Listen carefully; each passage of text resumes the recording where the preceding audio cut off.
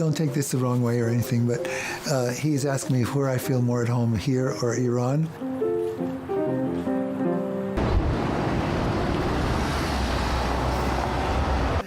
Well, with you, I feel more at home anywhere in the world, wherever we are together.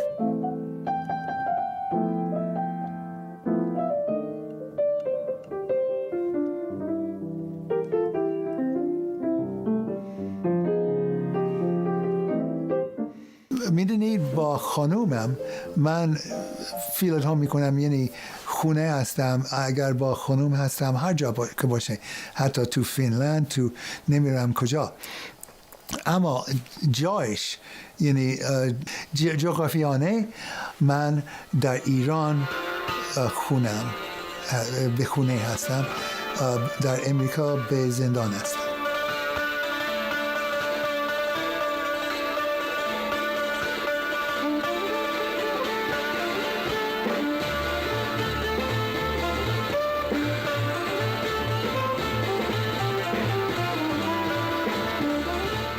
اول از همه که آقای کوروش علی خان خودشونه که معرف حضورتون هستن.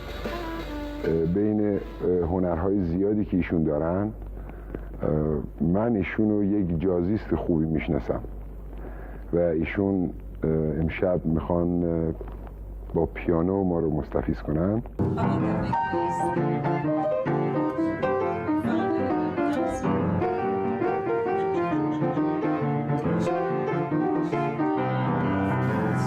پدرم یک روز گفت که ما میریم ایران. من گفتم چی؟ ایران چیه؟ یک کشوره. کجاست؟ اون طرف دنیاست. و هیچ ندونستم که کدوم طرف و کجا.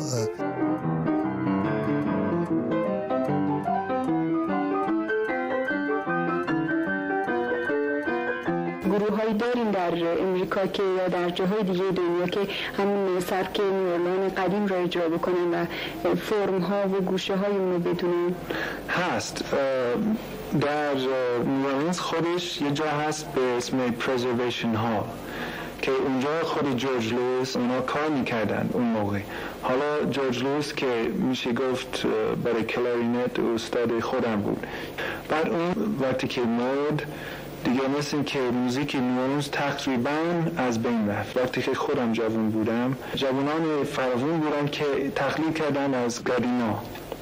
مثل همین امروز در خود مرکز حفظ اشاعه جوانان هستن که از سبک میرزا عبدالله و اونا تقلید میکنند. ما در امریکا همین برگشت به قدیم داشتیم.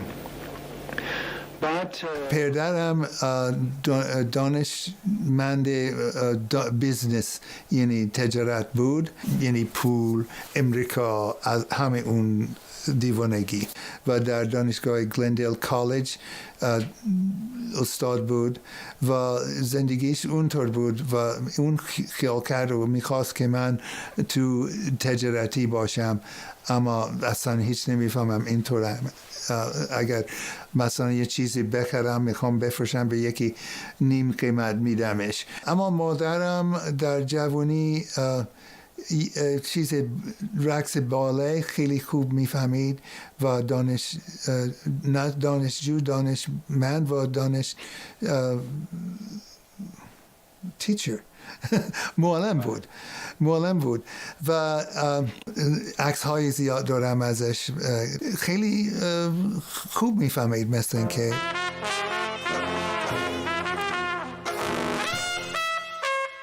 میگفتن که آیندهش خوب میتونست باشه، اما نمیخواست رقصنده باشه، میخواست جدی باشه. و پدرش بزرگترین وکیل ایالت ایداهو بود. خیلی مهم بود اینجا. I started dancing when I was 4 years old, and I don't know why I got in my head I wanted to be a great ballerina. So my father and mother went along with that so far. So I was about 14 when, one of the times when I was in New York studying, and Michael Morgan was one of my teachers. And he said, now you're so good at this Italian dance that we did. I would like you to travel with us during this summer. Well, so I called my father in Rexburg. You know, in those days it was so hard to get a call through from New York to Rexburg. I said, oh, I've had this offer for the summer, and dead silent. He said, would you mind getting on the train tomorrow and coming right home? And I went back on the phone and I said, why? He said, I'm not going to let you go with some ballet company. He said, I'd let you do everything you wanted to. I'd let you go to New York and study before you had your school, but you're not going to, at 14 or any age, going to, oh, that was the worst thing I thought that ever happened to me. It turned out to be the best.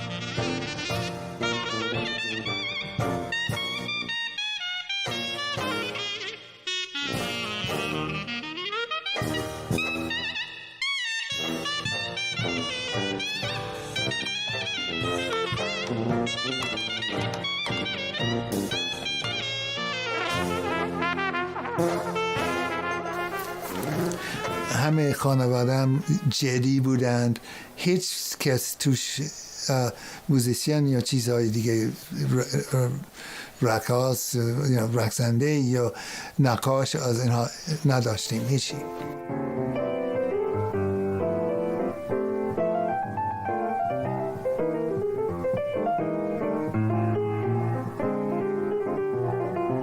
I don't know if it's appropriate to talk about his teenage years, but he was sort of a renegade teenager, American teenager, driving fast, a hot rod car in the small town in Idaho where his grandfather lived, getting into trouble. We actually went to his 60-year high school reunion from this small school in Rexburg, Idaho. And one of the women said to him, you know what I remember about you, Lloyd Miller? You were a bad boy, and you had cigarettes in your locker.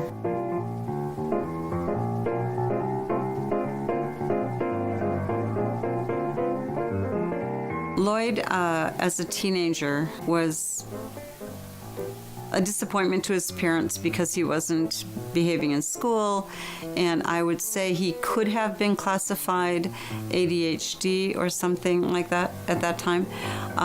From what I've heard from his mother and films and pictures, family films and so on, he seemed like a really super hyperactive boy, not just physically, but mentally.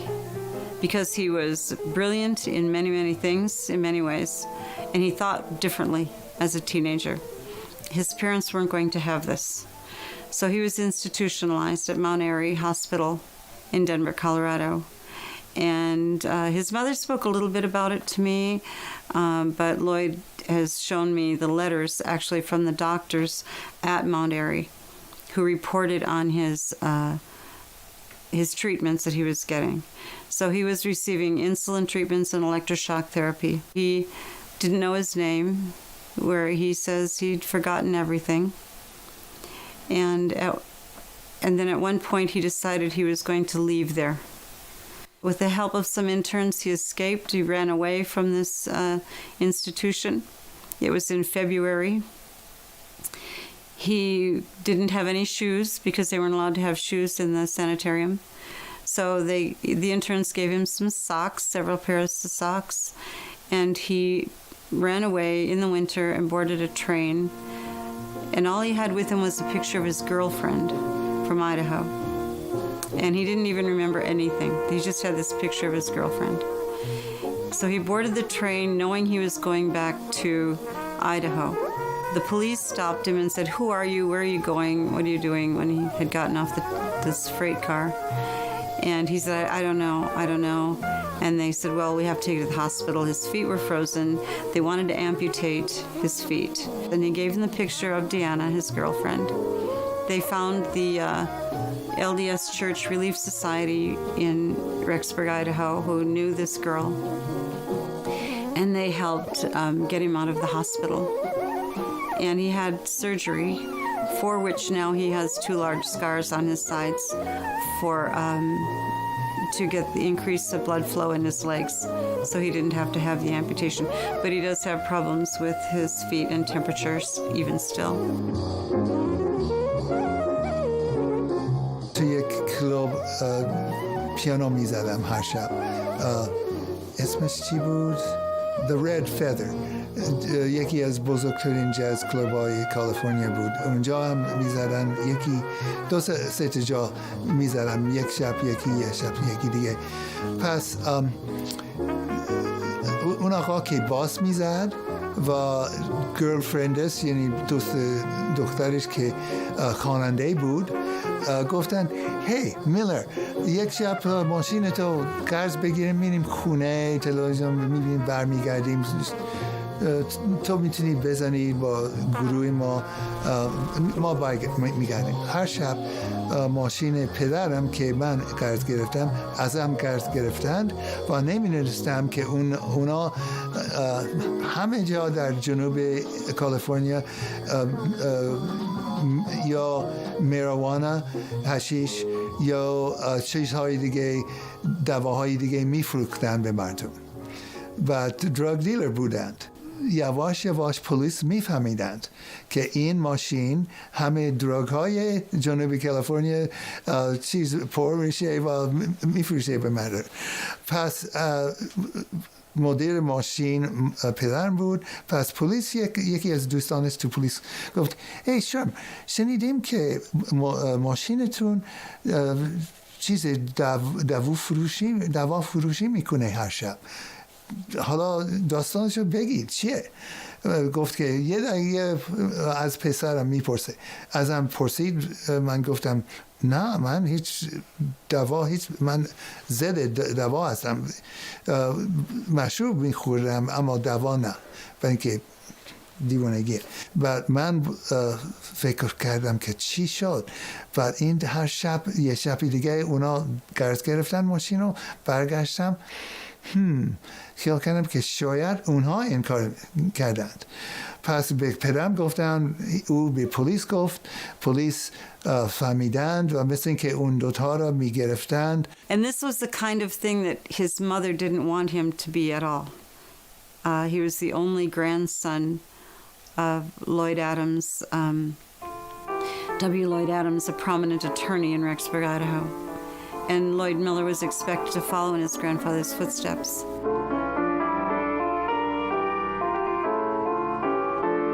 پدرم گفت که حالا فکر نمی کنم که کالیفرنیا بمونیم، برای اینکه همه پلیس میدونن که میلر دوا فروش، همه این چیزا، حالا بریم جای دیگه. و همون هفته دانشگاهش گفت که ما یک کار داریم که میخواستن یک پروفسور تجارتی بره تهران، یک چیز دانشکده تجارتی یا دانشگاه تجارتی درست کنه در تهران، میخوای برید؟ و پدرم گفت بله، فردا. ازشون پرسیدم تو سر کارم که ایران چیه، کجاست؟ یکی گفت نمیدونم، اگر برید هالیوود بولوارد، اون دکانا اونجا چیزها میفروشن که شاید در ایران میبینید. گفتم چی دارن؟ یکی گفت فکر میکنم شتر دارن. یکی دیگه گفت بله، خر، فکر میکنم تو خیابان خر میشه دید و شاید قالینچه پیدا میشه اونجا. پس هیچ کس نمیدونست ایران چیه، کجاست. بالاخره رفتم، برای که پدرم که گفت میریم ایران. بعد بالای هواپیما شدم و نشستم و رفتم. نمیخواستم اما رفتم.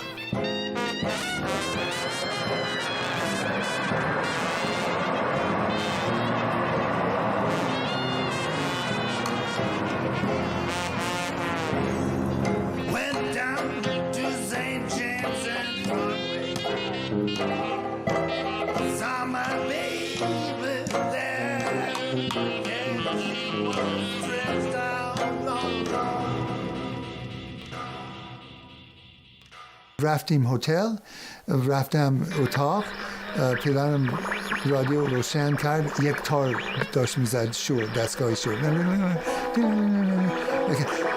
موزیکی که میخواستم پیدا کنم همونه.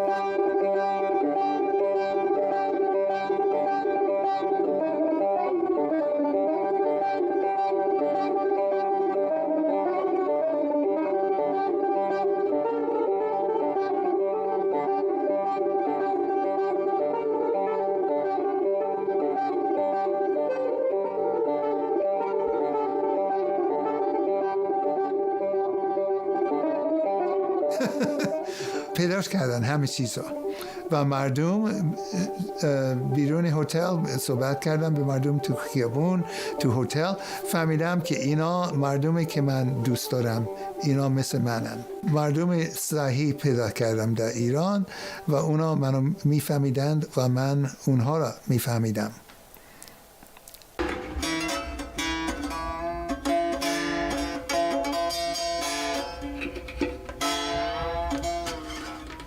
همون روز اول که رسیدیم تهران شنیدمش، میدونستم که اینه، اما نمیدونستم چه کار کنم.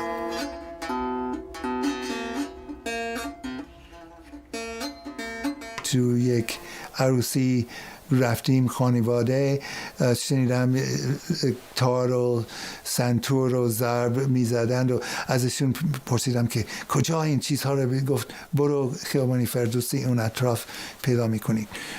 اونا رو گفتن کجا یاد بگیرم، گفتن باید یک استاد پیدا کنی. گفتن استاد کجاست؟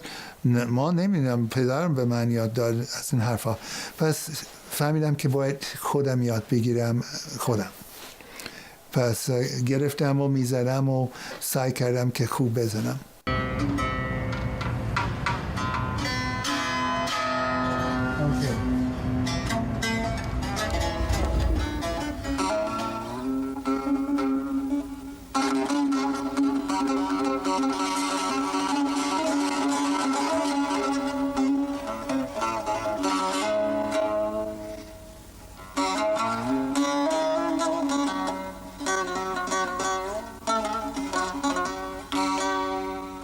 And so it worked out well for everyone.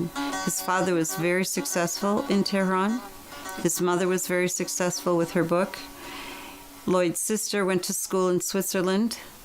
Lloyd went off to Europe after living in Iran for a year and a half or so. And things fell into place for everyone. با مردم آشنا شدم و رفتم به جاهای دیگه، یکم دنبال موسیقی و اما به جایی نرسیدم، یعنی نفهمیدم چه کار کنم که موسیقی یاد بگیرم صحیح درست و خوب. پس فهمیدم بعد از یک سال که پدرم مادرم میخواستن یک سال دیگه بمونم، گفتم که من میخوام برم جای دیگه که جاز پیدا کنم و یکی گفت باید بری آلمان.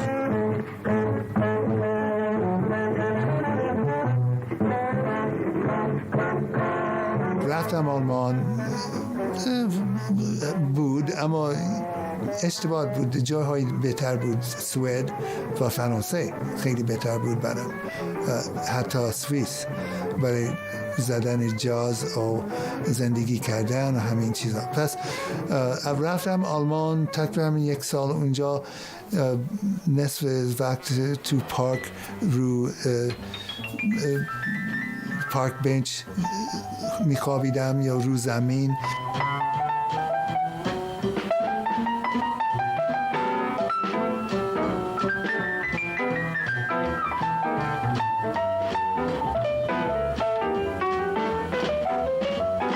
در آلمان پیانو زیاد زدم، سازهای دیگه. وقتی که مثلا باسیست خسته شد میخواست یک بیر بره بخوره، رفت و گفت تو بیس بزن، برای که اونا میدونستن که من هر سازی که میدیدم میزدم.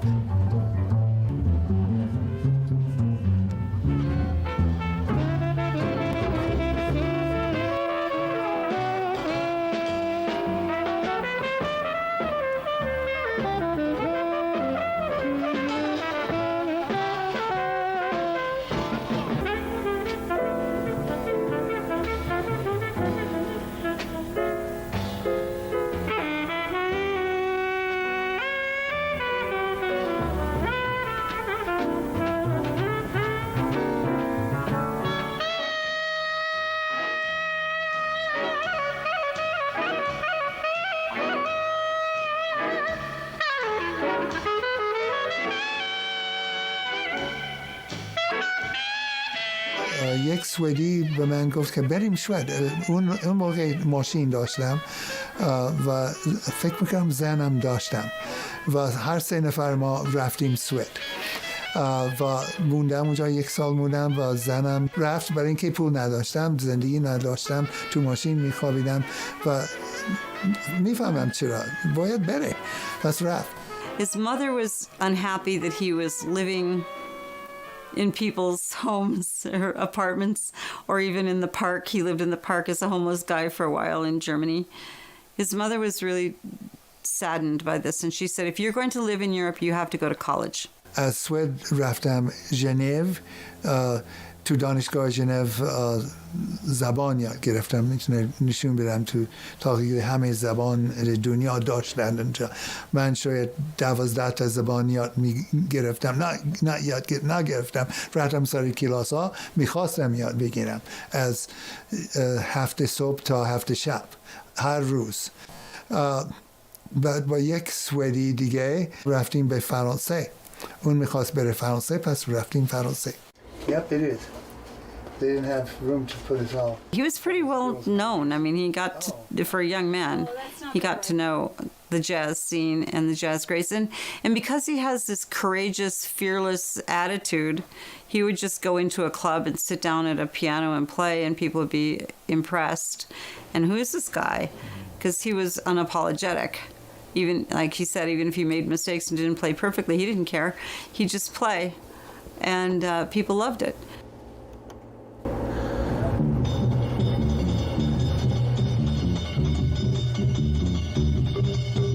It's an interesting story how Jeff Gilson and I got together. I was looking for somebody to record my piano solos that I'd been practicing at the hotel, and just a block and a half away from the hotel where I was, I found a little place called the Kiosk Dorfi. And I went inside, and this strange guy comes up and says in French, can I help you? And I said, sure. I wanted to make a recording. He says, oh, what is it? And I said, piano. He says, oh, you play piano too? Moi aussi, je joue le piano.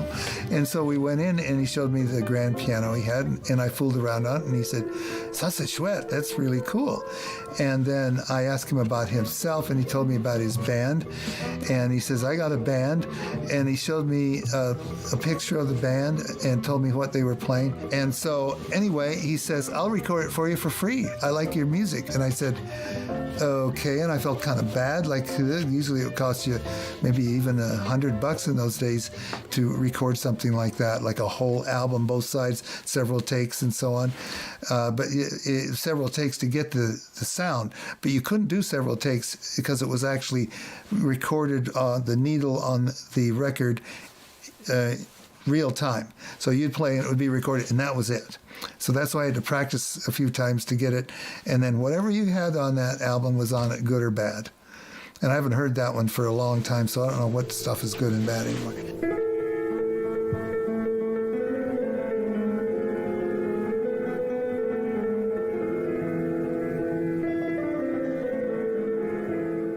Afterwards, after the session, he said, do you want to come to a dinner? And I says, where? He says, at my place. Okay. He says, you can meet my band members. And so I said, okay. So a couple of weeks later, I went to this dinner at his place, and I met the band members. So I became part of his gang. And then eventually he wanted me to play with him. But he didn't want me to play piano because he was the pianist. So he found these crazy things for me to do. So he brought this instrument you see on the cover of the album called the balafon. It's an African instrument that's kind of like a xylophone or something, and the notes were crazy. But you could make blues out of them. They were off-key, I mean, a little bit different. They weren't regular notes from the piano. They were African notes, what they liked.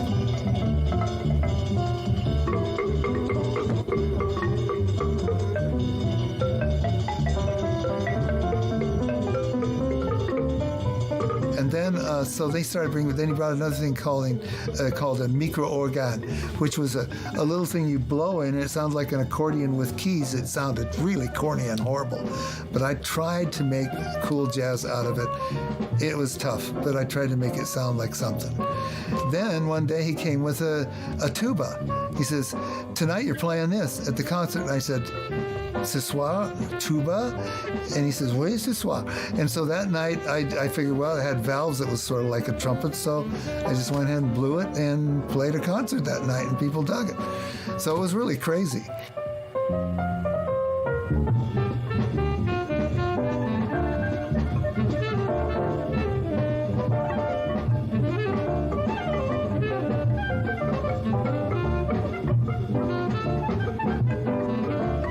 رفتم مثل خر و خرس یک کمی سنتور دینگ دینگ دینگ دینگ دینگ دینگ دینگ دینگ هیچ و تو کلوب مردم دوست داشتن به که نفهمیدن که چی هست. اون عجیب غریبه، ببین یک چیز مثل پیانو با چیز دوتا چوب میزنه، دوباره بزن. پس مردم دوست داشتن، من نمیدونستم چه کار میکردم و یعنی خراب بود. اما بعد یک روز با یک استاد صحیح آشنا شدم.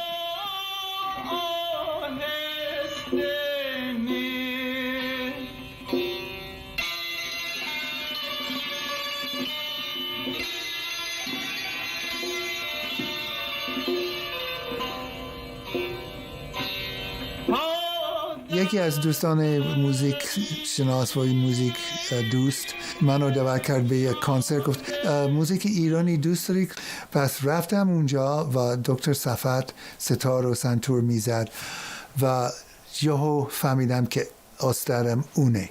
پیدا کردم دکتر داریوش صفت، نه فقط استاد موزیکی اما استاد زندگی. همه چیز از دکتر صفت یاد گرفتم، همه چیز که میدونستم گفتم فراموش کنم، حالا هر چی دکتر صفت میگه حقیقته و حقیقت بود. پس رفتم سر کلاسش و دوباره عاشق شدم. دیدم 5-6 خانوم بیشتر خوشگل وزیشون سنتور میزدن خیلی خوب و من هیچی دینگ دینگ دینگ خیلی چیز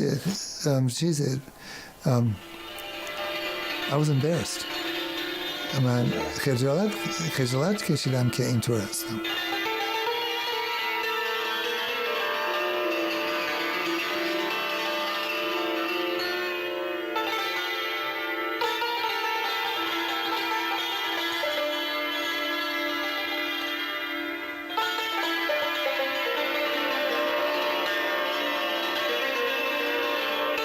هر هفته درس گرفتم از دکتر صفت و خیلی جالب بود. درس نمیداد، یعنی میخواست که من بفهمم چه کار کنم خودم و اینطوری کرد. اگر خوب بود اینطوری کرد، اگر خوب نبود خود اینطوری کرد. گفتم چی و میخواست که من بفهمم، نه اون نه بگه که چه کار کنم. گفت دست و دستم اینطوری میکردم، نه اونطور نیست، باید سفت بگیرید، هر دو دست سفت، همش از موج و ورزش بهم داد که چطور موج خوب باشه و چطور از اینجا نه از انگشت و یواش یواش یاد گرفتم. فهمیدم که این سنتور یک خود سخت‌تر است از مثلا زدن پیانو یا ترومپت یا حتی باسون، هر چیز که فقط کلید داره، که باید موج این کارا باید دستگاه بفهمم و گوشه ها بدونم و گفتم اوکی. پس مجبور بودم که از یک استاد یاد بگیرم. اما صفت نه فقط استاد موسیقی، با استاد روحانی هم بود، استاد زندگی بود. پس من میتونستم اونو قابل کنم، یعنی بپذیرم مثل این به عنوان یک استاد همه چیز.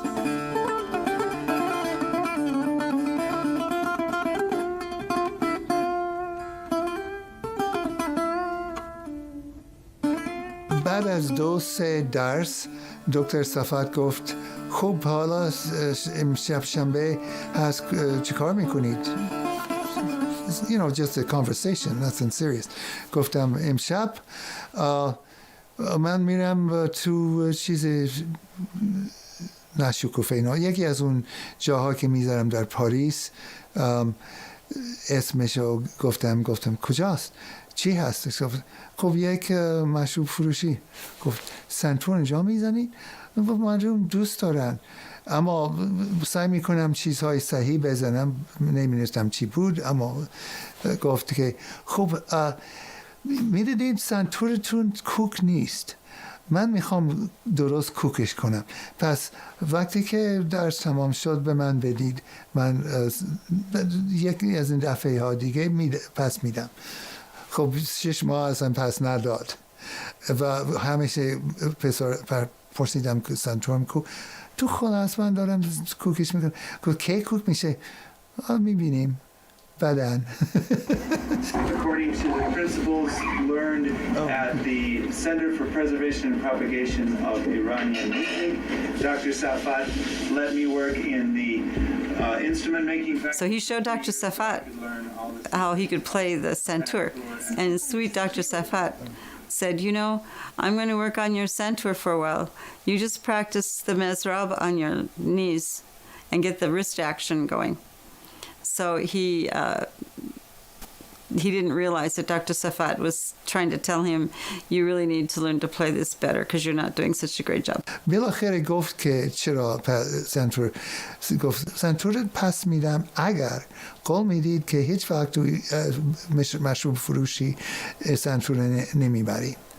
گفتم چشم، و فهمیدم که شاید خودم نباید برم تو مشروب فروشی و نباید برم اونجا تو بار مشروب بخورم و نباید سیگار بکشم، نباید هیچ کاری بکنم، فقط باید آدم کامل باشم. بس فهمیدم که خیلی کار داره تا برسم به اونجا که دکتر صفت هست بود و میخواست که من هم باشم.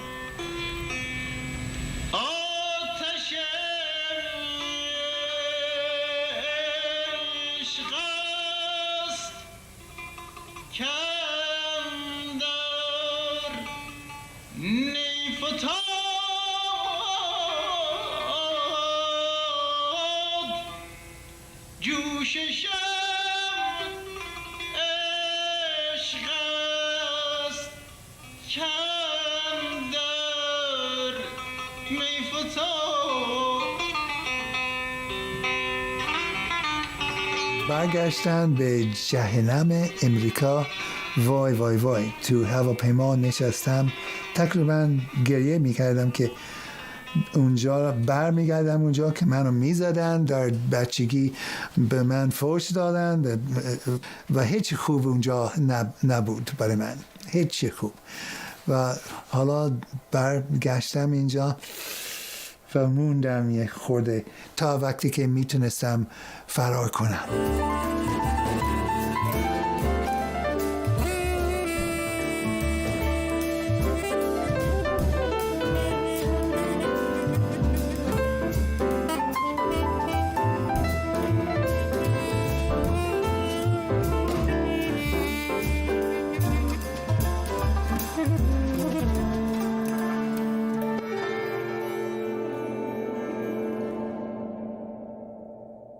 رفتم دانشگاه بریگم یانگ، یعنی BYU، فارسی، عربی، ترک، هر زبانی که داشتن که عجیب و غریب بود میخوندم و حتی روسی، برای اینکه روسا نزدیک ایران از همین چیزا. After Europe, Lloyd came home to the United States and he went to Brigham Young University in Provo, Utah, where he thought everyone was horrible looking.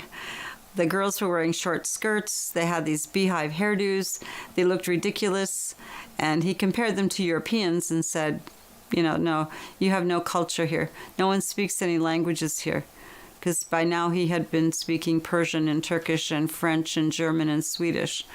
And so he comes to BYU and he thought, no one, this is very uncultured, very, stupid, actually, people living in Utah. Good evening. Welcome to the show. Tonight we will be playing some very interesting music. My name is Press Keys. We'd like to start off the show featuring Lloyd Miller on santur and lute. We will feature Don West on bass and also Dick Beeson on drums. The first number is called Gole Gandon. آهنگ گل گندم که معروف شده و تو صفحه قدیمی و ری ایشو از اون صفحه که دوباره انتشار کردن و دارن میفروشند. آهنگی بود که یک ریتم داشت که 3/4 که میشه 6/7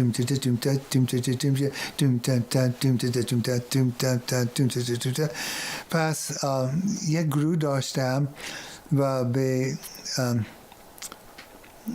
پیانیست نشون دادم که چجوری آکوردهایی که آکورد نیست بزنه که من سنتور بزنم باش. پس پیانیست خیلی روشن فکر بود.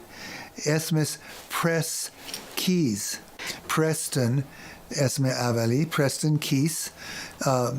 آدم میفهم آها مثل که آلمانیه، اما پرس کیز یعنی فشار، کلیدها فشار. پس یک اسم کامله برای پیانیست پرس کیز. پس بهش گفتم که چجوری باید باشه. یهو در 1 دقیقه فهمید که چیکار کنه.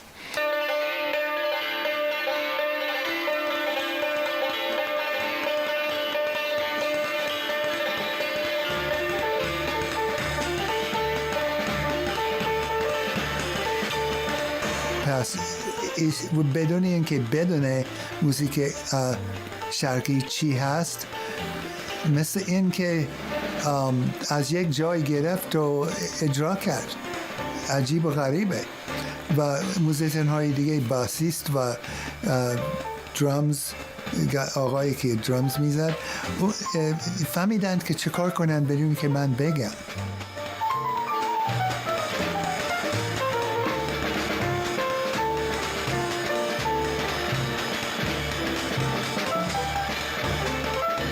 وقتی که میبینی خیال میکنی که یه چیزی که ما تمرین کردیم، نه، اولین بار که کردن همونجا بود. پس اونو بزنیم چجوریه و یه کمیش نشون دادن و کامرا دوربینا چیز کردن، آماده کردن که برنامه شروع شه.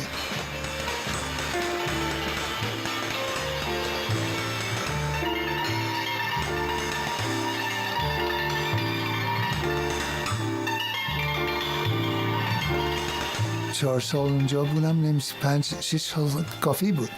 پس رفتم دانشگاه یوتا برای PhD اینجا و اون موقع میخواستم برگردم ایران. چه کار کنم که برگردم؟ پس همیشه درخواست کردم که فولبرایت، بورس فولبرایت شاید بگیرم و 1 سال یهو یک نامه رفتم، نامه گرفتم، باز کردم فولبرایت، بازم چیز refusal. گفتی Dear Mr. Miller, we are happy to inform you that you received the Fulbright scholarship to Iran for اون موقع $15,000 یه چیزی بود. پس میتونم برم بمونم برای همیشه. و رفتم، میخواستم بمونم تا مرگم، اما نشد.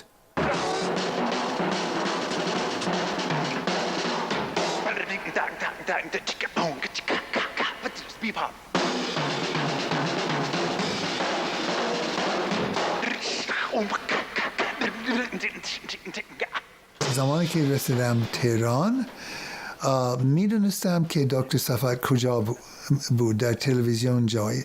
پس از تاکسیرانا و از مردم پرسیدم که کجا تلویزیون کجاست و رفتم اونجا، رفتم تو که میخوام دکتر صفت را ببینم. گفتن نه، اون کانال بالا است، باید بری شیمران. پس رفتم شیمران، اونجا دکتر صفت را پیدا کردم. گفت چی کار میخواید بکنید؟ گفتم میخوام این موزیک یاد بگیرم و دکتریم بنویسم بالاخره و میخواستم خواندن یاد بگیرم، یعنی چی کار باید کرد؟ و گفت که خب استاد کریمی استاد خواندن هست در ایران، باید باش آشنا باشید. نیباتش گفت کی آشوب چی؟ آدم خیلی شیرین و خوش اخلاق بود و تو یک دقیقه دوست شدیم. رفتم سر کلاسش، نشستم و دستگاه اصفهان یاد میداد. بعد 2 خواننده زن بودند که خیلی خوب بودند. یکی پریسا بود و دوستش خورشید. پریسا شروع کرد به خواندن و وای، باور نکردم که یه همچین کسی در دنیا میتونست زندگی کنه. حتما در بهشت، اما دنیا چی؟ یعنی من نشون نمیدم که چیکار کردم. یا تکمیل.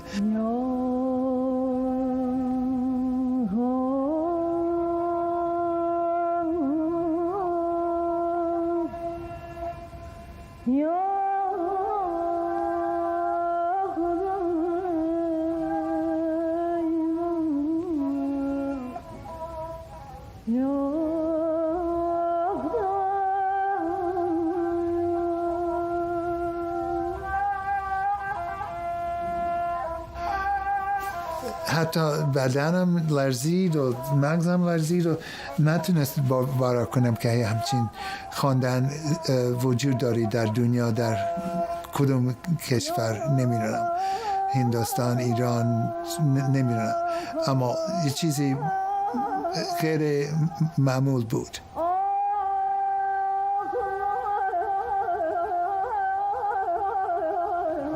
تهران جورنال که روزنامه اطلاعات بود و پس بعداً مثل این که مدیر روزنامه کیهان آمد تو روزنامه اطلاعات، منو کشید بیرون، گفت بیا برای ما هم بنویسید.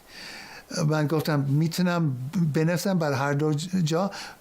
گفت بله، چیزهای دیگه بنویسید، برای اینکه ما دوست داریم، انگلیسیتون خوبه برای نوشتن روزنامه و شما همه چیز میدونید، میرید تو کنسرت‌ها، دوست دکتر سفر هستید، دوست پریسا هستید، پس بیا بنویسید.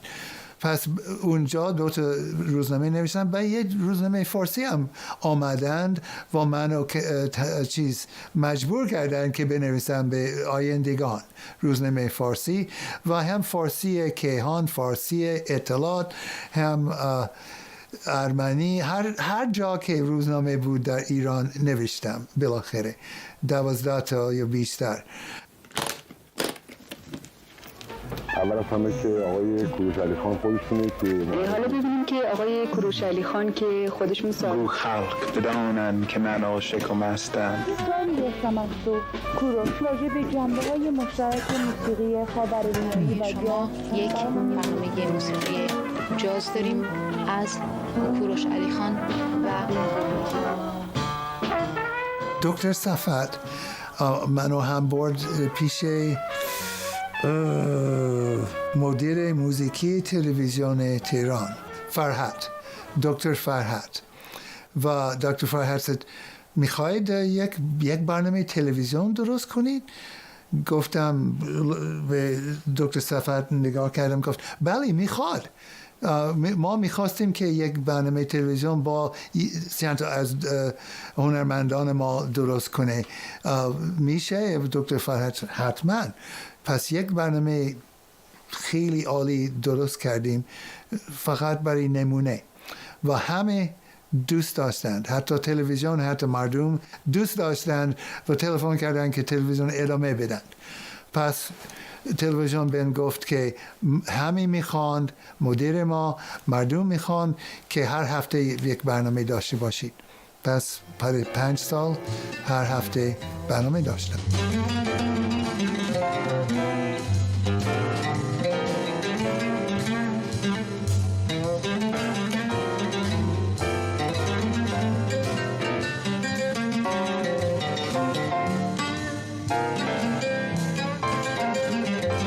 در سوئیس ایرانی‌ها گفتند، تو یک مهمونی گفتند خب لوید میلر چیه؟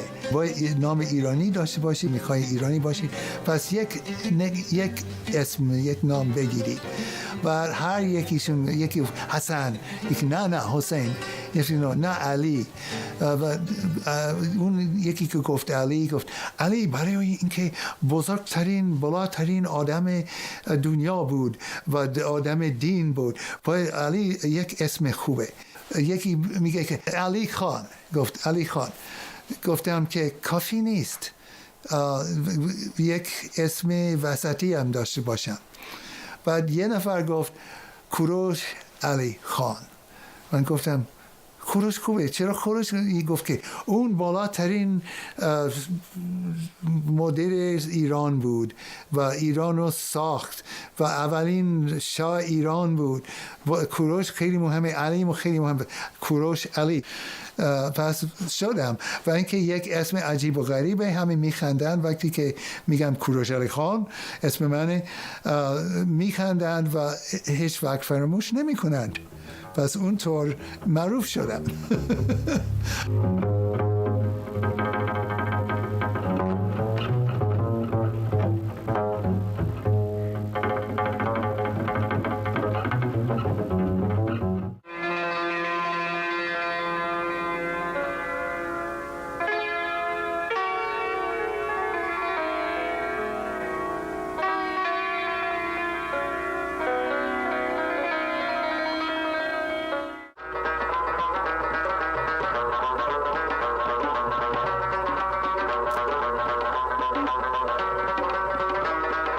یک گروه افغانی خودم دعوت کردم که بیان تو شو من و خانم قطبی و آقای قطبی به من یک نگاه خیلی جدی کردن که افغان‌ها اینجا چی کار میکنن.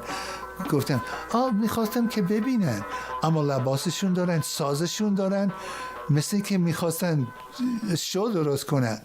گفتم نمیدونم شما چی فکر میکنید؟ و همدیگر دید زدن، گفتن خب هستن دیگه، چی میزنن؟ ما اجازه نمیدیم که موسیقی پاپ افغانی بزنن اصلا. امانه حتی تو هتل نمیتونن بزنن. باید موسیقی افغانی صحیح باشه. من گفتم من همین فکر میکنم که همه چیز که من کار دارم توش باید صحیح باشه. باید موسیقی کهن افغانی یا موسیقی قدیمی ایرانی از پیش صبا، همه این چیزا.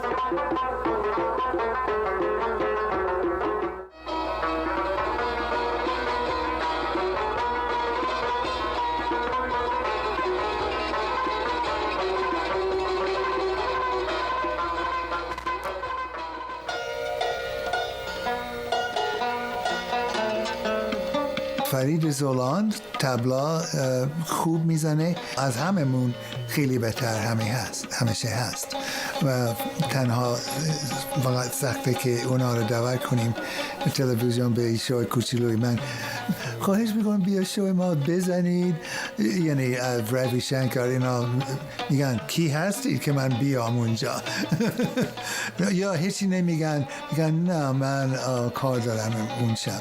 و اون یکی آمد و یک موسیقی افغانی تقریبا صحیح اجرا کردیم با هم.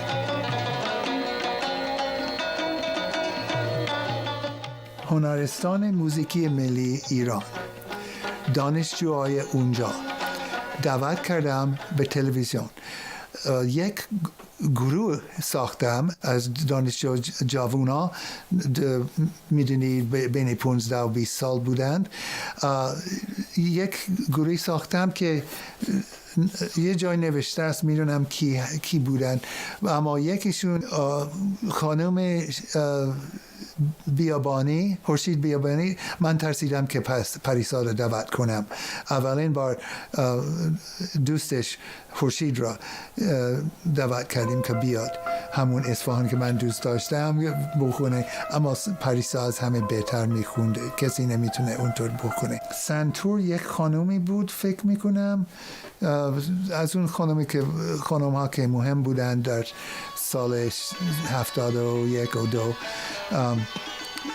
همین بهترین موزیسین ها که تو تلویزیون بودند اما دانشجو بودند.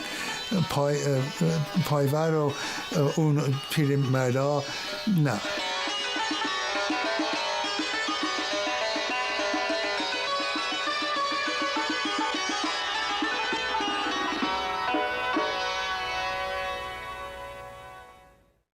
two of the same one. And see, it says it right there, سازمان رادیو تلویزیون. He had decided he was never coming back to the United States. He was going to stay in Iran forever. I believe he was going to be buried in Shiraz. Who wouldn't want to be? It's a beautiful place, I hear. So he was never coming back, but something inspired him. He had some sort of revelation or some kind of inspiration that the government was going to change in a big way and it would be very dangerous. He reports that a voice came to him talking about blood running in the streets of Tehran, and this is before Lale Square and all of that. And so he was impressed by this, and he left to come back to the United States then. Okay.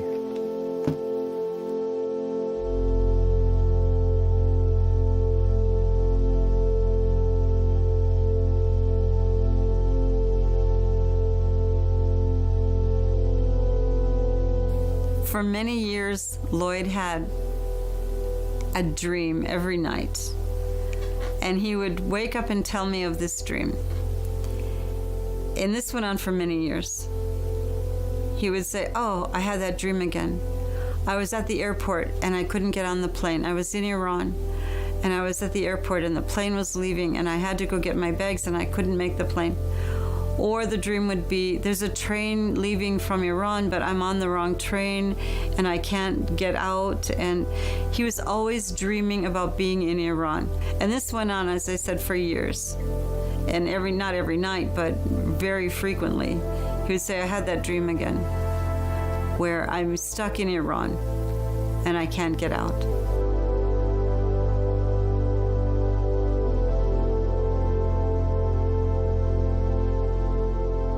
And I said, well, of course you're stuck in Iran. Iran is stuck in you. Iran is in your heart now. You'll never leave Iran. Physically, you'll leave Iran. Physically, you have left Iran. But emotionally, you will never leave.